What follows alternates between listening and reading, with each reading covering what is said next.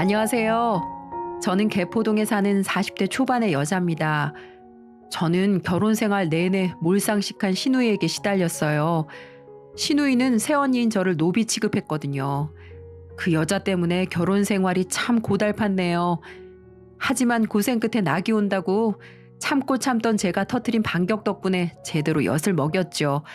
그 이야기를 자세히 들려드릴게요. 살면서 후회 한 번 안 하는 사람 없을 거예요. 저 역시 굉장히 후회하는 일이 있는데 그건 다름 아닌 저의 결혼이랍니다. 남편이 잘못이냐고요? 아니에요. 정확히는 남편의 가족들이 문제죠. 특히 그 중에서도 시누이요. 30대 초반 시절 저는 도서관 사서로 일했어요. 어릴 때부터 책을 참 좋아했었거든요. 남들은 책 좀 보라고 그렇게 난리를 친다는데 저희 부모님은 책 좀 그만 보라며 잔소리를 하실 정도였어요. 그토록 책을 좋아했던 저는 사서직 공무원에 합격해서 도서관에서 일하게 됐죠. 그렇게 사서로 일하던 어느 날이었어요. 어떤 분께서 쭈뼛쭈뼛 오시더니 음료수와 쪽지를 건네더군요. 얼굴이 벌게진 남자분은 그것만 넘기고 도망치듯 도서관을 벗어났고요. 쪽지에는 마음에 드니 밥 한 번만 먹자라는 말이 쓰여 있었어요. 굉장히 구시대적인 대시 방법이었지만 그땐 그래도 그게 참 낭만적으로 느껴지더군요. 남자분의 순수함에 끌린 저는 번호로 연락해서 남자분을 만났네요. 그 사람이 지금의 남편이 된 사람이랍니다. 남편은 식사를 하는 내내 제 얼굴을 바라보지도 못할 만큼 수줍어하더군요. 직업이 변호사라던데 그렇게 쑥맥인 사람이 변호는 어떻게 하나 싶을 정도였어요. 그래도 그땐 그 모습마저 좋았던지라 저희는 연인으로 발전하게 되었지요. 남편은 제게 참 잘해주었어요. 알고 보니까 공부만 하느라고 연애가 처음이라고 하더군요. 저 역시 연애 경험이 별로 없었지만 남자 쪽에서 연애 경험이 없는 건 처음이었네요. 그렇게 저희는 3년간의 연애를 한 후 남들처럼 결혼을 계획하게 되었습니다. 시부모님들은 저를 좋아해 주셨어요. 순둥순둥한 데다가 직업이 사서직 공무원이니 밉보일 데가 없었던 거죠. 하지만 남편보다 2살이 어린 시누이가 문제였어요. 사서? 아우, 그 정도면 오빠가 너무 손해보는 결혼하는 거 아니야? 그래도 오빠 정도면 같은 변호사나 건물주 딸내미 정도랑은 결혼할 줄 알았는데. 시누이는 인사를 간 저를 노골적으로 무시하더군요.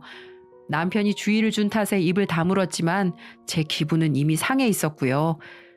나중에 알게 된 사실인데 시누이는 나이 30을 훌쩍 넘겼음에도 직업도 없이 아르바이트만 전전하는 신세라고 했습니다. 그런 말을 들으니까 더 화가 나더라고요. 본인이 의사나 변호사라며 모를까 직업도 없는 주제에 힘들게 공무원이 된 저를 까내렸으니까요. 마음 같아선 시누이에게 너나 잘하라며 쏘아붙이고 싶었지만 앞으로 계속 부딪힐 관계라서 저는 꾹 참아 넘겼답니다. 그렇게 결혼은 진행이 되었어요. 하지만 남편이 변호사 사무실 개업을 한 지 얼마 되지 않아 목돈을 마련하지 못해서 저희 부부는 분가하기 전까지 시댁에 살게 되었답니다. 솔직히 저는 시댁에 들어가는 게 너무 싫었어요. 요즘 같은 시대에 시집살이를 당할까 봐 두려웠던 거죠. 그래서 저는 남편에게 말했답니다. 여보, 우리 그냥 월세방이라도 구해서 살면 안 될까? 시댁이 싫어서 그런 게 아니라 내가 다른 사람이랑 부대끼면서 산 적이 오래되어서 불편할까 봐 그래. 본심은 시집살이가 싫었던 거지만 다른 사람과 살아본 적이 오래됐다는 것도 사실이었어요. 제가 워낙 개인주의 성향이 강한지라 20살이 되자마자 고시원에서부터 혼자 살았거든요. 하지만 남편은 좁디 좁은 원룸이라도 상관없다는 저의 제안을 거절하더군요. 당신 마음 알고 나도 사실 결혼한 상황에서 부모님이랑 같이 살고 싶지 않은데 지금 당장 한두 푼이 아쉬운 상황이라 그래. 우리가 따로 살면 월세니 관리비니 생활비니 해서 최소한 150은 들 텐데 이제 사무실 개업한 상황에서 그건 좀 부담돼. 그러니까 우리 딱 1년만 참자. 진경이 성격이 좀 멋같긴 해도 우리 부모님은 너한테 뭐라고 하지 않잖아. 남편은 변호사 사무실이 자리 잡을 동안만 참자며 저를 회유했어요. 시댁으로 들어가는 게 여전히 싫었지만 남편이 그렇게 부탁을 하는데 거절할 수가 없더라고요. 저 역시 맞벌이를 하는 상황이지만 그 돈마저도 남편의 사무실에 들어가야 할 정도로 좋지 않은 상황이었거든요. 그래서 저는 그래, 딱 1년만 죽었다고 생각하자 하는 마음으로 시댁에 들어가서 살게 되었답니다. 실제로 시부모님은 제게 아무런 터치를 하지 않으셨어요. 시아버지는 제게 딱히 관심이 없으셨고 시어머니 또한 제가 엄한 짓을 하지 않으니 특별히 건드릴 일이 없으셨죠. 엄청나게 좋은 분들이라고 말할 수는 없지만 행동 거지만 똑바로 하면 특별히 문제될 일이 없었답니다. 하지만 문제는 이놈의 시누이였어요. 시누이는 제가 새언니가 아니라 무슨 개인 하녀라도 되는 것처럼 이것저것 시키더군요. 새언니, 제가 이 티셔츠 오늘까지 빨아달라고 했죠. 왜 안 빨았어요? 지금 제 말 무시해요? 오늘 이거 입어야 하는데 어떡할 거예요?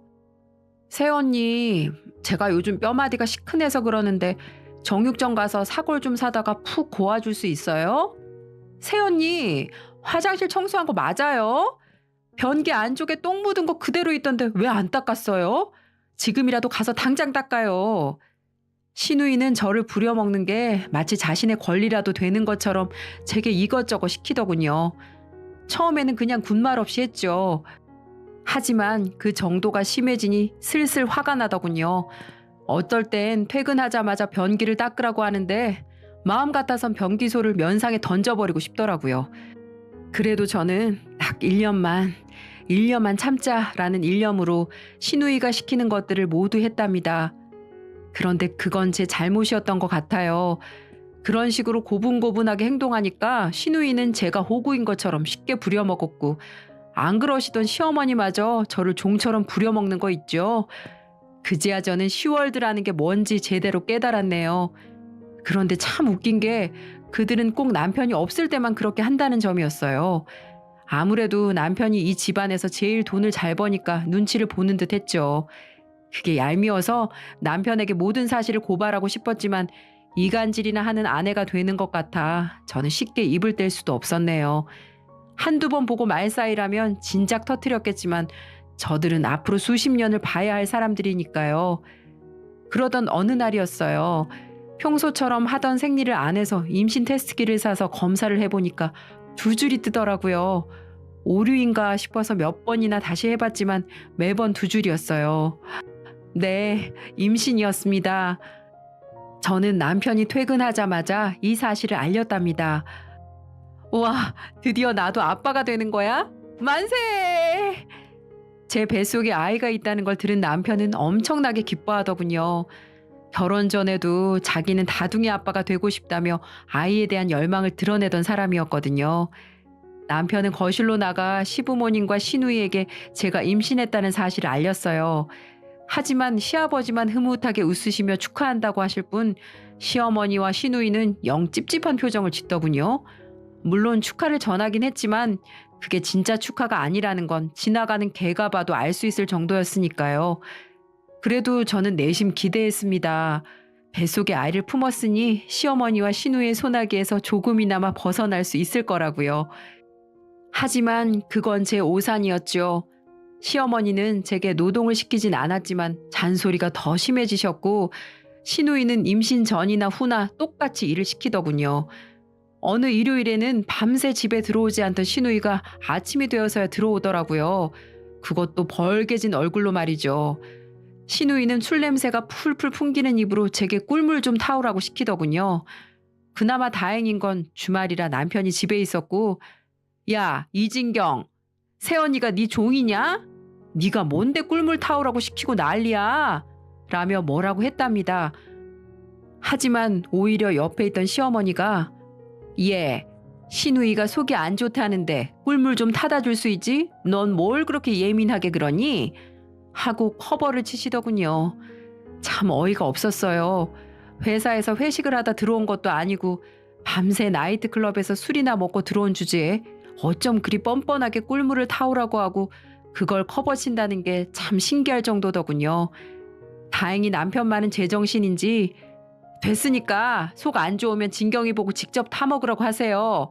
아니면 어머니께서 타드리든지 라며 저를 보호하더군요. 아주 눈물이 핑 돌 뻔했어요.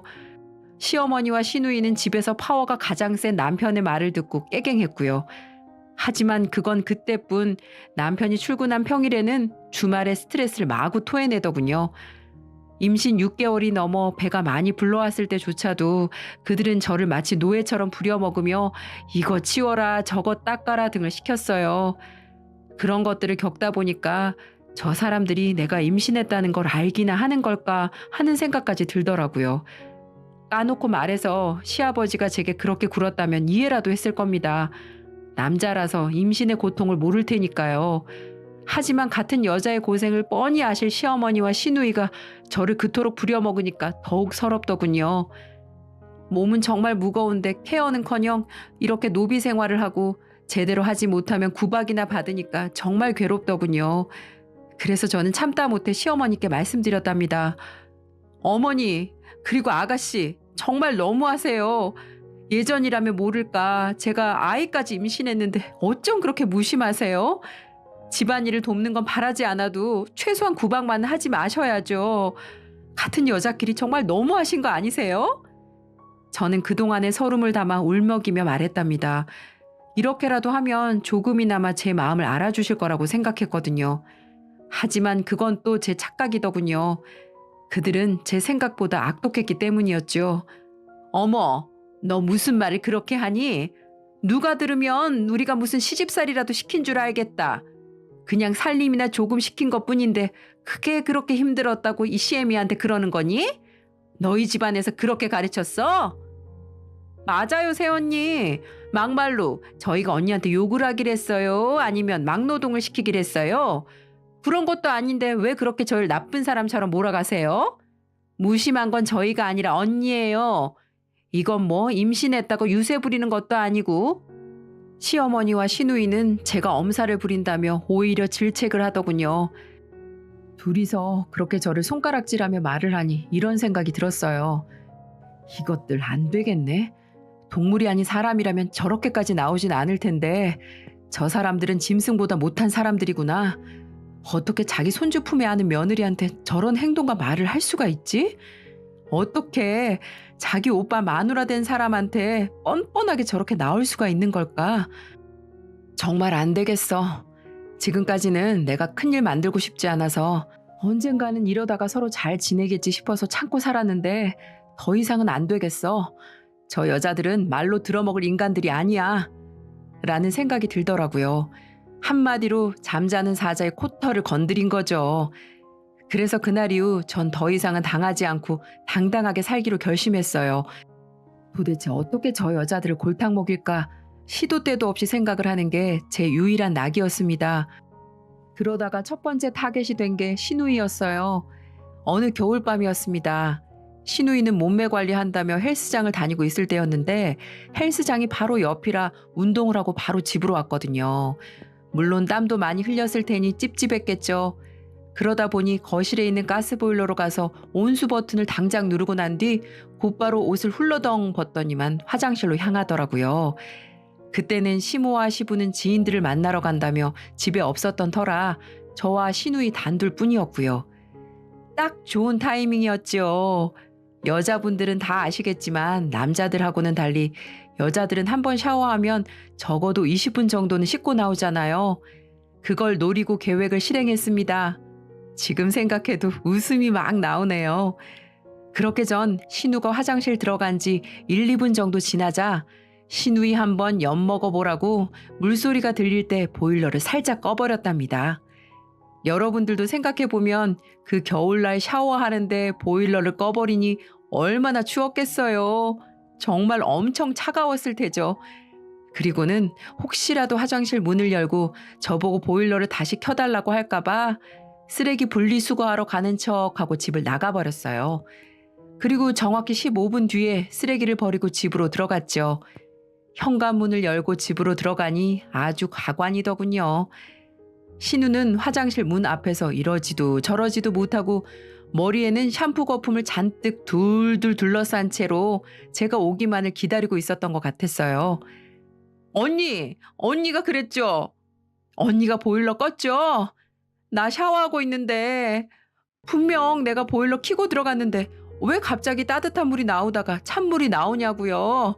지금 저 골탕 먹이시는 거예요? 네? 무슨 말이에요? 아우, 쓰레기가 많아서 지금 분리수거하고 왔는데 왜 엄한 사람한테 소리 지르고 그러세요? 참 희한한 여자네요. 뭐요? 희한한 여자요? 지금 저한테 따박따박 말대꾸 하는 거예요? 됐고, 지금 머리 샴푸 흘러내리니까 눈이 따가워서 그러니까 얼른 보일러 켜주세요. 저한테 지금 명령하는 거예요? 시누이는 사람에게 부탁이라는 걸 모르시나 봐요. 지금 이런 상황이면 명령이 아니라 정중하게 부탁하는 게 사람이에요. 저 기분 나빠서 못하겠어요. 찬물로 씻든 뭘 하든 다 알아서 하세요. 라며 거실 소파에 앉아 놀리기라도 한 듯 콧노래를 불러버렸죠. 그때 시누이 표정이란, 제가 갑자기 훅 들어와서 한 방 먹여버리니까 시누이는 똥 씹은 표정이더라고요. 그러면서 자기도 벌거벗은 상태에서 더 이상은 눈이 따갑고 추워서 안 되겠는지 그때서야 언니 보일러 좀 켜주세요. 부탁이에요. 라며 꼬리를 확 내리더군요. 그렇게 해서 서로 실랑이를 10분 정도 더 한 끝에 겨우 틀어줬네요. 그때는 정말 얼마나 통쾌하던지요. 그날 이후 전 호락호락하게 행동하지 않았어요. 시누이는 물론이고 시모에게도 굽신굽신거리며 행동하지 않았고요. 이 사람들은 가족에게 베푸는 제 호의를 당연하듯 받아들이는 사람들이니까요. 그리고 평소에 보통 식사 같은 경우에는 제가 차렸어요. 이 여자들은 어찌된 건지 같은 여자임에도 불구하고 손 하나 까딱 안 하려고 하는 사람들이었거든요. 이것도 싸그리 고쳐야겠다고 생각했죠. 안 그랬다간 평생을 종노릇할 것 같았거든요. 그래서 아침은 남편이랑 시부가 일을 나가니까 아내이자 며느리로서 굶길 수는 없으니 아침은 제가 차려주지만 점심 저녁은 역할 분담을 해야겠다는 생각이 들더라고요. 그리고 어느 평일이 되었어요. 신우는 외출을 한 상태였고 시모는 아침을 먹고 한숨 자다가 머리를 찍찍 긁으며 방문을 열고 거실에 나오더군요. 전 그때 소파에 누워 TV를 보고 있었고요. 애야, 배고파. 밥 차려라. 차려 드세요. 뭐? 차려 드세요? 너 지금 아침에 밥 잘못 먹었냐? 시애미가 밥 차리라고 하는데 차려 드시라니 무슨 말버릇이야? 저 밥 생각 없으니까 드시고 싶으면 직접 차려 드시라고요. 시모는 저의 무성의한 말투, 소파에 누워 따박따박 말대꾸하는 자세, 시모 얼굴 한번 보지 않고 TV를 보며 말하는 모습을 보더니 5초간 아무 말도 하지 못하더라고요. 꽤 당황한 모습이었습니다. 당연했겠죠. 지금까지 한 번도 시모의 말을 어긴 일이 없었으니까요. 너 정말 밥 안 차릴 거니? 이제는 시모 말이 우스워? 아주 임신했다고 정신이 헷가닥한 거냐? 네, 우스워요. 며느리를 며느리로 생각하지 않고 가정부나 종이라고 생각하신 분이 먼저 어머님인데 저라고 계속 어머니로 대할 수 있을까요? 다시 한번 말씀드리지만 밥 드시고 싶으면 혼자 차려 드세요. 아시겠어요? 그리고 어머님. 왜? 밥 드시고 설거지 꼭 해놓으세요. 아유, 날씨 따뜻해져서 바로 해놓지 않으면 냄새 나니까요. 뭐? 야, 너? 시모는 저의 차가운 말투와 행동에 뒷목을 잡고 쓰러지려고 하더군요. 어쩜 그 모습이 웃긴지 웃음 참느라고 정말 혼났네요. 시모 또한 제가 그동안 가라고 하면 가고 오라고 하면 오고 그렇게 살았었는데 완전히 달라진 저의 모습에 놀라는 건 뭐 당연하겠죠. 그렇게 그날 이후 아침은 제가 차리고 점심은 본인들이 알아서 먹고 저녁은 시모와 신우가 담당해서 하는 걸로 점점 바뀌게 됐습니다. 그도 그럴 것이 배는 점점 불러오는데 언제까지 제게 시킬 수도 없는 노릇이고 저 또한 예전처럼 호락호락하지 않았으니까요. 하지만 시모와 신우는 절 어떻게든 혼내주려고 기회를 엿보는 것 같았어요. 그렇게 서로 하이에나처럼 눈치만 보다가 3년이라는 긴 세월이 흘렀네요. 그동안 전 소중한 아들을 출산해서 아들을 열심히 키우며 여느 가정처럼 평범하게 살고 있었고 남편도 변호사 사무실이 많이 알려져서 수입도 점점 늘어날 수 있었고요. 하지만 제 평화는 그리 오래가지 않았습니다. 아이를 어린이집에 보낼 때쯤 멀쩡하던 시아버지께서 치매에 걸리셨기 때문이었죠. 칠순도 되지 않은 시아버지께서 치매라니. 그렇게 저희는 시아버지를 어떻게 모실 건지에 대해 가족회의를 열었습니다. 시댁 식구들과 저희 부부가 참여한 자리였어요. 가장 먼저 말을 꺼낸 건 남편이었죠. 그냥 요양병원에 모시자. 돈은 좀 들겠지만 그러는 게 제일 속 편해. 불효를 저지르는 것 같지만 요즘은 치매에 대한 시설이 좋아져서 아버지께도 그게 더 나을 거야. 남편은 시아버지를 요양병원에 모시자고 했어요. 형편이 나은 자신이 대부분의 돈을 지불하겠다는 말과 함께 말이죠. 하지만 시어머니는 즉각 반발을 하시더군요. 아니, 와이프도 멀쩡하고 자식도 둘이나 있는 사람을 왜 요양병원에 집어넣어? 진근이 너 이번에 보니까 엄청 차가운 애였구나. 너 내 자식 맞니? 아니 엄마, 차갑고 말고의 문제가 아니라 아버지 개인의 측면에서도 그게 낫다고. 집에서 모시면 뭐 하는데 아버지도 답답하고 모시는 사람만 괴로운 거야. 그래도 그건 도리가 아니지. 안 된다면 안 되는 줄 알아. 시어머니는 시아버지를 요양병원에 모시는 건 절대 안 된다며 반대하셨어요. 게다가 아무리 돈을 보탠다고 해도 칠순도 안 된 아버지를 수십 년 동안 경제적으로 지원하는 건 말도 안 된다는 말씀도 덧붙이셨고요. 그때 가만히 듣고 있던 시누이가 말하는 거예요. 나도 집에서 모셔야 한다는 엄마 말에 찬성이야. 가족들이 멀쩡하게 있는데 아빠를 벌써 요양병원에 집어넣는 건 말도 안 되지. 그리고 무슨 걱정이야. 새언니가 있는데. 시누이는 저에게 치매에 걸린 시아버지를 케어하라는 식으로 말하더라고요. 시어머니 역시 말 한번 잘했다면서 맞장구를 치셨고요. 남편은 안 된다며 말렸습니다. 남편 역시 혈육도 아닌 제가 모시는 건 말도 안 된다고 했지만 시누이가 피가 안 섞이면 가족도 아니야? 며느리도 가족이니까 모셔야 할 의무가 있는 거야. 라며 소리를 버럭 지르더군요. 시어머니와 시누이의 합공에 저와 남편은 할 말을 잃었답니다. 그렇게 얼레벌레 저는 치매에 걸린 시아버지를 모시게 되었고요. 그래도 처음에는 견딜만 했어요. 치매 단계가 심하지 않기 때문이었죠. 하지만 시아버지의 병세는 나날이 심해졌고 나중엔 변을 여기저기에 뿌리는 수준에 이르렀어요. 정말 죽고 싶었습니다. 가족이어도 견디지 못할 판에 생판 남이었을 사람 수발을 들려니 정말 미치겠더군요. 하지만 그런 상황에서도 시어머니와 시누이는 손 하나 까딱하지 않고 지켜만 보시더군요. 예, 시아버지가 싸신 것 같다. 얼른 와서 치워라. 자다가 다 늙은 사람의 똥기저귀 갈아보셨어요? 정말 세포 하나하나가 비명을 지르는 기분이에요. 그렇게 저는 이를 악물며 지옥 같은 시간들을 버텼습니다. 그러면서 떠오르는 건 시아버지의 수발을 저보고 들라고 했던 시누이와 거기에 맞장구를 친 시어머니더군요. 온화한 성격이던 저는 언젠가 그들에게 복수를 하겠다며 이를 빠득빠득 갈았습니다. 그러던 어느 날이었어요. 거실에서 시어머니와 시누이의 대화 소리가 들리더군요. 엄마, 내가 이번에 남자를 하나 만났거든? 근데 대박인 게 직업이 의사래. 피부과 의사. 어머, 정말이니? 잘됐다 얘. 너 그동안 만나는 남자마다 죄다 똥차였는데 이번에 팔자 좀 피려나 보다. 그렇다니까. 아, 진짜 인간 이진경 시집 안 가고 버티길 잘했다. 나 진짜 마음 먹고 이 남자한테 시집 가서 팔자 제대로 펼 거야. 아우, 의사 사모님 소리 들을 생각에 벌써부터 기분 째지네.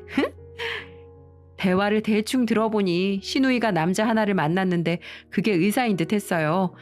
그 의사가 참 불쌍하더군요. 무직 백수에 성격이 더러운 것도 모자라서 허구한 날 술을 들이붓고 애까지 몇 번이나 지운 여자랑 결혼하게 생겼으니까 말이죠. 그렇게 몇 달이 지나 실제로 그 의사가 결혼 허락을 받으러 집에 찾아왔더군요. 그 꼴이 또 과관인 게 평소에는 아나무인 개차반이던 시누이가 의사 옆에서는 요조숙녀가 따로 없더라고요. 조신하게 무릎을 꿇고 앉아 귀뒤로 머리카락을 넘기는 모습이 얼마나 가증스럽던지. 그런데 의사도 우스운 게 저 여우짓에 깜빡 속아 넘어간 듯 하더군요. 그 모습이 같은 여자가 봐도 얼마나 불여우 같은지. 그리고 신우는 1년 전에도 결혼할 뻔한 남자가 있었거든요. 임신까지 한 상태여서 상견례 날짜까지 잡아놨었는데 갑자기 신우 남편 될 사람이 사업을 하다 사기당하고 망해버리니까 뒤도 안 보고 그 남자를 손절해버리더라고요. 이유는 망한 집안에 시집가기 싫다는 거겠죠 뭐. 뻔한 거 아니겠어요? 그러더니 뱃속의 아이까지 싹 지워버리고는 언제 그랬냐는 듯 이렇게 다른 남자를 만나기 시작하더군요. 사람이 어떻게 그럴 수가 있을까요? 사랑하는 사람이 힘들고 그러면 옆에서 위로는 못해줄 망정 냉정하게 나온 그 모습을 보니 참 싹수가 노랗다는 생각이 들더라고요. 그런데 또 1년도 안 돼 결혼한다고 저렇게 남자를 데리고 왔으니 참 놀라울 따름이었습니다. 이번에 데리고 온 남자는 직업도 좋은데다 사람이 참 좋아 보이더라고요. 그래서 더 신우에게 세상의 무서움을 알려주고 싶기도 했고요. 왠지 모르게 그 남자를 구출해주고 싶은 마음도 있었지만 한 번 더 엿을 매기고 싶은 생각도 있는 건 사실이었어요.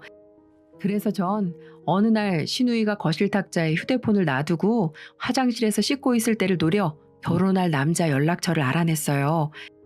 신우는 평소에 제 옆에서 핸드폰을 자주 했기에 신우 휴대폰 잠금 패턴을 제가 잘 알고 있었거든요. 그것도 정말 단순했어요. 말 그대로 개인정보를 보호하기 위해 휴대폰을 잠궈 놓는 거 아닌가요? 근데 신우는 잠금 패턴을 말 그대로 기억자로 해놨거든요. 그건 누가 봐도 한 번만 봐도 아는 패턴이었죠. 누가 보면 제 핸드폰 보고 싶으면 얼마든지 보세요 라는 말과 똑같은 거 아닌가요? 암튼 전 신우 휴대폰에서 그 남자 번호를 알아냈죠. 그리고 곧바로 문자를 보냈답니다. 그쪽이랑 결혼할 여자 세연이 되는 사람이에요. 할 말이 있으니 아가씨 몰래 저 좀 만나요. 힘들게 쌓아올린 당신 인생 망치지 말라고 말해주는 거니까 꼭 나와요. 그렇게 문자를 보내니 곧장 답장이 오더군요. 힘들게 의사가 된 만큼 진실을 알고 싶었겠죠. 그렇게 저는 예비시 매부와 한 카페에서 만나 모든 사실을 말해주었답니다. 공부만 하느라 순진해서 모르시나 본데 그쪽이 결혼하려는 여자 완전히 쓰레기예요. 저는 신우이가 쓰레기라는 말과 함께 신우이의 본 모습에 대해 말해주었어요. 지금껏 제대로 된 직업 한번 가져본 적 없으며 주말마다 술을 진탕 마시고 몸을 해프게 굴리는 건 물론이고 지금껏 애를 지운 것만 해도 3번은 넘고 남자가 능력 없으면 헌신짝처럼 버리는 그런 여자이면서 지금 당신한테 여우짓 하면서 팔자 한번 바꿔보려고 한다고요. 과장 같은 건 아예 없었어요. 모든 게 다 사실이었으니까요. 그렇게 말해주니까 그분은 저에게 진실을 알려줘서 고맙다며 몇 번이나 인사를 한 뒤 떠나갔습니다. 그리고 하루 뒤 시댁에서는 난리가 났죠. 사랑꾼이던 사람이 갑자기 말하지도 않은 과거를 낱낱이 늘어놓으며 파혼을 하자고 한다고 분개하더군요. 신우이는 얼굴이 벌개진 채로 누구야? 대체 누가 그걸 말해준 거야? 라며 범인을 찾기 시작하더군요. 용의선상엔 딱 2사람뿐이었죠. 저와 남편 말입니다. 하지만 신우이는 곧장 제게 달려와 추궁하기 시작하더라고요. 너지? 네가 다 말한 거지? 네가 내 남친한테 내가 완전 해픈 여자라고 까발렸지? 신우이는 저를 잡아먹을 것처럼 몰아세우더군요. 하지만 저는 순진무구한 표정을 지으며 제가 그럴 이유가 뭐가 있냐며 절대 아니라고 했습니다. 하지만 신우이는 그럼 우리 오빠가 그랬다고? 그게 말이 돼? 너잖아. 네가 말했잖아. 왜? 너 지금 나한테 복수하니? 어? 내가 너 부려먹고 치매 걸린 아빠 수발까지 들게 했다고 복수하는 거야? 라며 다그쳤어요. 하지만 전 여전히 아무것도 모르는 표정을 지었죠. 분통이 터진 듯한 신우이가 제 멱살을 잡고 뺨을 후려치려 했어요. 하지만 그때 달려온 남편이 막아세워서 폭력까지 이어지진 않았죠. 망했어. 난 망했다고. 내 인생 의사 남편 만나서 풀리나 했는데 완전 망했다고. 신우이는 주저앉아 어린아이처럼 울기 시작하더군요. 의사 사모님으로 떵떵거리며 살 인생이 소나기에 들어왔다가 떠나버렸으니 얼마나 억울하겠어요. 저는 그런 신우이를 위로하는 척하며 속으로는 웃었습니다. 저를 노비 취급하는 것도 모자라 치매 걸린 시아버지까지 모시게 만든 인간이 불행해지니까 그렇게 통쾌할 수가 없더라고요. 신우이는 그 이후로도 의사 남친에게 매달린 듯 했지만 거절당한 듯 하더군요. 그렇게 신우는 파혼을 당했고 지금은 집에 있는 듯 없는 듯 어디 아픈 병자처럼 지내고 있네요. 그리고 이번 일을 겪고 나서 제 인생도 조금씩 나아지기 시작했습니다. 제가 시아버지 수발을 드는 걸 못 보겠다는 남편의 의견대로 시아버지를 요양병원에 모셨거든요. 평소 같으면 절대 안 된다고 나설 신우이는 파혼에 대한 충격 때문인지 아무 말도 하지 않더군요. 그렇게 저는 다시금 평화를 찾았답니다. 제 긴 사연은 여기까지예요. 그 사건들로부터 몇 년이나 흘렀네요. 지금은 예쁜 딸아이를 한 명 더 출산했고 남편의 변호사 일이 더 잘 돼서 시댁과 먼 강남으로 이사를 왔고요. 덕분에 시어머니와 시누이의 소나기에서도 벗어났고요. 아마 이 사연 들으시는 분들 중에 시어머니나 시누이에게 시달리는 분들 많이 계시죠? 저처럼 바보같이 처음부터 당하지 마시고 할 말은 하고 사시길 바랄게요. 우린 다 똑같은 사람이고 생각이 있는 사람들이잖아요. 그리고 우린 누구에게는 귀한 자식, 좋은 사람, 좋은 아내, 그리고 좋은 엄마이기도 하니까요. 제 사연은 여기서 이만 줄이도록 할게요. 제 긴 사연 끝까지 들어주셔서 감사합니다.